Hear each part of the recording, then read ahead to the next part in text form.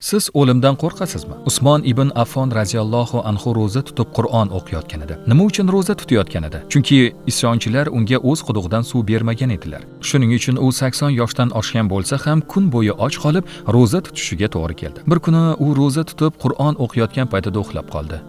U uyg'onganida yuzida tabassum bor edi. Xotini undan quvonchning sababini so'radi. U dedi: "Men tushimda Rasululloh sallallohu alayhi va sallamni ko'rdim. Meni bir yo'lak bo'ylab olib borishdi. So'ngra qaraganimda Rasululloh sallallohu alayhi va sallamni ko'rdim. Ular meni ko'rib, 'Sen keldingmi ey Usmon?' dedilar. Men 'Ha Rasululloh' dedim. Ular 'Seni och va chanqoq qoldirishdimi?' dedilar. Men 'Ha Rasululloh' dedim.